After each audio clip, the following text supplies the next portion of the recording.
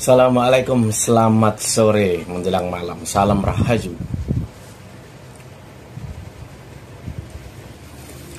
Saya menemukan satu video orang yang bisa dibilang sok tahu, tapi mengeksis, tapi masih malu-malu. Saya tahu orang ini, sangat tahu. Dia ini orang dari daerah tengah. Ini lihat dulu videonya. Tema kali ini adalah solusi sederhana menyelesaikan masalah nasab. Seandainya misalkan saya ini adalah Rois Am Surya PBNO, maka saya akan memanggil akar dari permasalahan semua ini. Pertama, tentu saya akan memanggil Rois Surya PWNO Banten, tempat di mana Biang Kerok itu berada, yakni Kiai Imaduddin Al-Bantani. Karena Biang Kerok dari semua masalah geger ini adalah Kiai Imaduddin Al-Bantani. Saya akan panggil keduanya untuk menghadap saya, maka saya akan perintahkan kepada keduanya untuk mengadakan diskusi terbuka atau debat terbuka yang difasilitasi oleh PWNO Provinsi Banten. Maka jika diskusi terbuka itu terjadi dan ternyata dalam diskusi itu Kiai Imaduddin Al-Bantani kalah, maka selesai geger nasab ini, selesai masalah nasab ini dan tidak akan berlarut-larut lagi. Namun seandainya Kiai Imaduddin Al-Bantani menang dalam diskusi terbuka atau debat terbuka dengan jago-jago dari PWNO Provinsi Banten, maka sebagai Rois Surya saya akan memanggil Rois Surya PWNO yang ada di Indonesia untuk mengumpulkan jago-jagonya yang ahli dalam nasab untuk menghadapi Kiai Imaduddin Al-Bantani.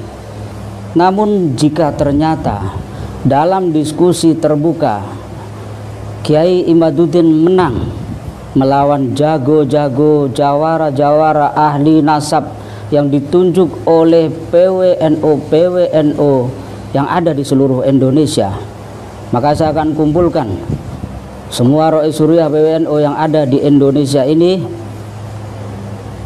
untuk menghadap saya.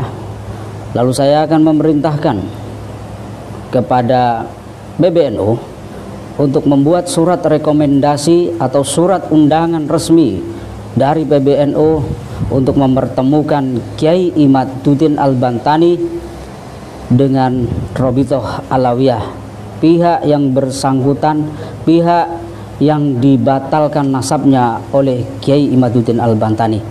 Saya akan panggil Rois Surya PWNO Banten dan saya akan panggil Kiai Imaduddin untuk menghadap saya. Hei Imaduddin, apakah kamu siap untuk melawan, untuk berdiskusi terbuka, debat terbuka melawan Robitoh Alawiyah? Siap Kiai. Saya yakin Kiai Imad akan siap dan menyanggupi untuk debat atau diskusi terbuka dengan Robitoh Alawiyah yang difasilitasi oleh pihak PBNO. Nah, ini kayaknya orang ini ketinggalan kereta, tidak update.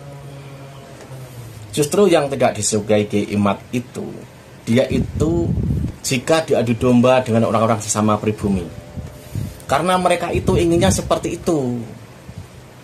Kamu itu kurang update berita. Kelamaan di Bekasi jadinya kamu lupa. Kamu orang daerah Jawa Tengah toh. Justru lawannya Kiai Imad selama ini inginnya itu Kiai Imad versus dengan sesama pribumi untuk mewakili mereka. Selama ini yang ada kan seperti itu. Mukibinnya itu yang agak-agak bahdul itu. Kalau mukibin yang pintar, dia justru apa? Nonton saja gitu loh. Ya karena mungkin dia tahu aslinya seperti apa, kelakuannya seperti apa. Lah kok malah lucu, malah kamu inginnya Kiai Imad versus dengan Kiai NU, bahkan seluruh Indonesia. Lah kamu kira Kiai Imad itu orang mana? Kiai Imad itu pengurus PBNU, dia itu Kiai NU. Harusnya Kiai Imad itu langsung dengan Robitoh, sedang Robitoh sampai saat ini tidak mau jawab. Yang diinginkan Kiai Imad itu debat dengan Robitoh. Tuh dengan Pak Taufik Assegaf itu salah satunya. Itu bagaimana ceritanya kamu membuat jalur seperti itu? Kiai Imad dengan ini, capek deh. Justru diketawain sana. Apalagi mukibul-mukibulnya itu, waduh. Sakjane kue-kue sering nonton berita ora gitu loh. Pendapatmu tuh ketinggalan. Baru tahu saya kalau kamu jadi pengurus PCNU Bekasi. Hebat. Apa kamu nggak pernah baca isi perjanjian, bisa dibilang komitmen mungkin ya, antara Robitoh Alawiyah dengan PBNU? Dulu Robitoh itu datang silaturahmi dengan kantor PBNU yang di Surabaya. Di situ jelas ada komitmennya apa? Berjuang soal kebenaran, membuang kebatilan, ibaratnya apa? Mengoreksi jika ada yang salah. Tapi sesuai dalam mazhab, ya pasti Ahlus Sunnah wal Jamaah. Lalu kafaah yang diterapkan mereka itu, apakah itu ajaran Ahlus Sunnah wal Jamaah semacam itu? Justru Kiai Imad ini melaksanakan komitmen itu, karena isinya semacam itu. Soal kebenaran, menyingkirkan kesalahan, hal-hal yang salah, yang batil, kan semacam itu. Jika secara manuskrip, secara filologi, sejarah dan lain sebagainya itu tidak terbukti, justru apa yang dilakukan Kiai Imad itu menolong mereka. Itu loh. Itu tadi bahasanmu tuh ketinggalan. Kayaknya kamu kurang banyak nonton. Pulang dong ke Jawa, nanti akan fresh lagi. Justru itu loh. Kalau debat terbuka, nanti itu pasti ujungnya tes DNA. Itu yang ditakuti mereka. Gimana sih kamu itu?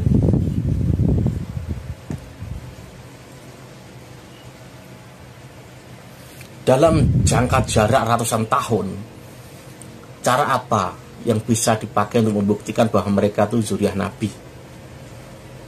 Cara apa?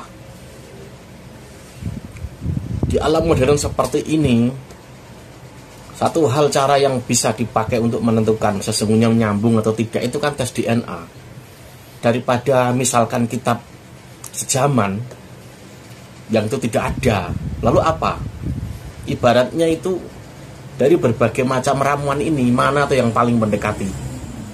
Tes DNA itu. Padahal itu yang membuat mereka itu gamang, yaitu mungkin saranmu.